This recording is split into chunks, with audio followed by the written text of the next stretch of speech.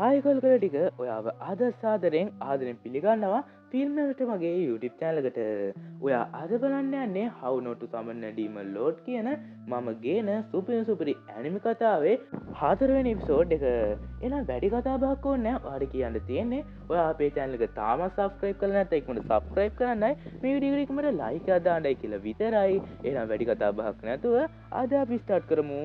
මේ වීඩියෝ එක මේ කතාව පටන් ගන්නේ අර ෆැලන් සෙල්ලස්ලට පහර දෙන සීන් එකෙන්. මේ වෙලාවේදී මේ ෆැලන් සෙල්ලස්ලට තාජනය කරනවා ඌ මුළු ගමම විනාශ කරනවා කියලා. මේ වෙලාවේදී මූ කියන්නේ අර මෝඩ මිනිහයාට පින් සිද්ධ වෙන්න උඹේ බාධකේ පහු කළා මට එන්න පුළුවන් වුණා කියලා. ඒත් එක්කම මේ වෙලාවේදී මේ සොසයිටි එකේ කට්ටිය මේ රාක්ෂයව නවත්තන්න හැදුවත් මූ එයාලව ලේසියෙන්ම පරාද කරනවා. ඊට පස්සේ ඒක ප්‍රෝජනයට ආරා රෙමුසෙල්සුයි මෙතනින් පැන ගද්දි මේ රාක්ෂයාත් මේ දෙන්නගේ පස්සෙන් මෙලෝනවා. හැබැයි එක තැනකදී මේ දෙන්නට කොටු වෙන්න සිද්ධ වෙනවා. ඊට පස්සේ රෙම් මෙතෙන්ට සමන් එකක් කරලා එක සතෙක්ව ගෙන්නවා. ඒ සතාව ලේසියෙන්ම මේ ෆැලන්ට පරාද කරන්න පුළුවන් වෙනවා.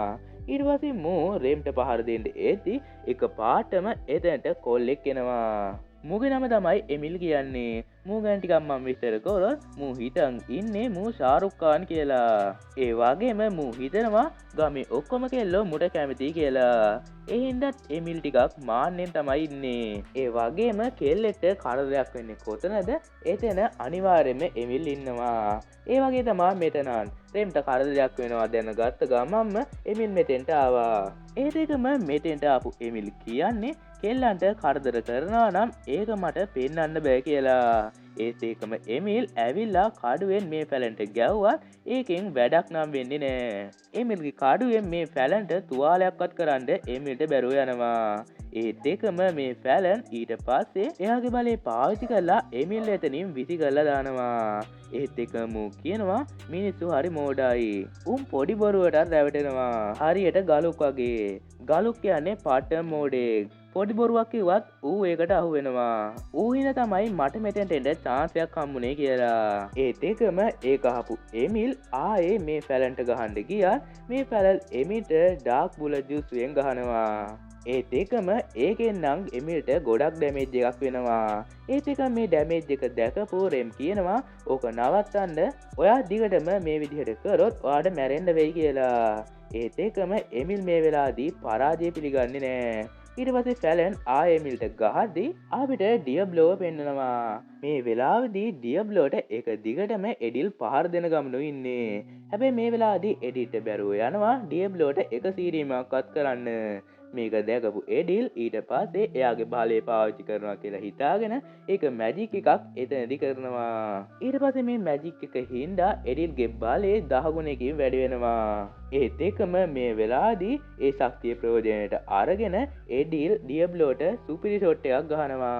ඊට පස්සේ ඒකෙන් නම් ඩියබ්ලෝට ඩැමේජ් වුණා කියලා එඩිල් හිතුවට ඩියබ්ලෝව එඩිල්ට ඒකෙන් හොල්ලන්නවත් බැරි වෙලා. ඒත් ඒකම මේක දැකලා එඩිලුත් පුදුම වෙද්දි සෙරාලා ඉන්න දැන්ට එක සොල්දාදුවෙක් ඇවිල්ලා අර ගමේ වෙන ෆැලන්ගේ සිද්ධිය සෙරාලට කියනවා. ඊට පස්සේ මේක අහලා සෙරාත් හොඳටම කලබල වෙද්දි අපිට ආයේ ඩියබ්ලෝලගේ ෆයිට් එක පෙන්නනවා. මේ වෙලාවේදී ඩියබ්ලෝ කියනවා උඹ කොච්චර දුර්වලද බලපන්. උඹේ උපරිම බලයෙන්වත් මට සීරීමක්වත් කරන්න බැරි වුණා. මම හිතුව තරම් ෆයිට් එකක් උඹ දුන්නේ නෑ.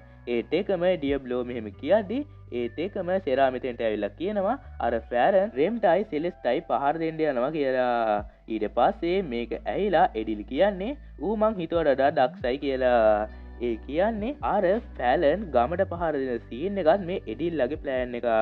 මේ එඩිල්ලා කරලා තියෙන්නේ ගලුක රවට්ටලා ගලුට සාප කරපු පිහියක් දීලා. ඒ පිහියට සාපයක් විදියට ඇතුල් වෙලා තියෙන්නේ අර ෆැලන් තමයි.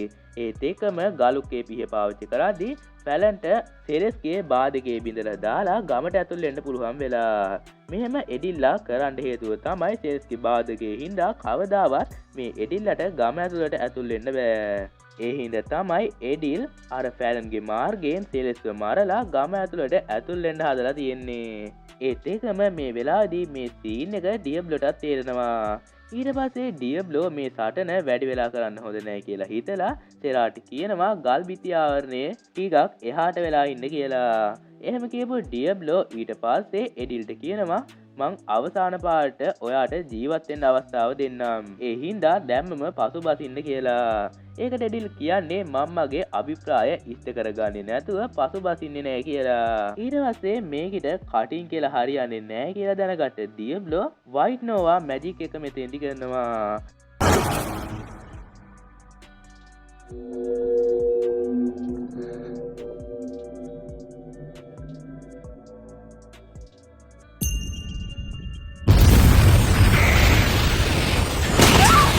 ඒත් එකම එතන ලොකු පිපිරීමක් වෙලා එහා පැත්තේ හිටපු එනිමිලා ඔක්කොම ටික විනාශ වෙලා යනවා. හැබැයි ඩියබ්ලෝ දකිනවා ඒ ප්‍රහාරේ හින්දා එඩිල් තාමත් මැරිලා නෑ එයා පණ පිටින් කියලා. හැබැයි මේ වෙලාවේදී ඩියබ්ලෝ එඩිල්ට මුකුත් කරන්න යන්නේ නෑ. මොකද කිව්වොත් එඩිල්ට දැන් ෆයිට් කරන්න ශක්තියක් නැති හින්දා. ඊට පස්සේ ඩියබ්ලෝ එඩිල්ල මෙතන දාලා සෙරා එක මැජික් එකක් පාවිච්චි කරලා ආයේ යනවා එයාලා ඉන්න සිටි එකට.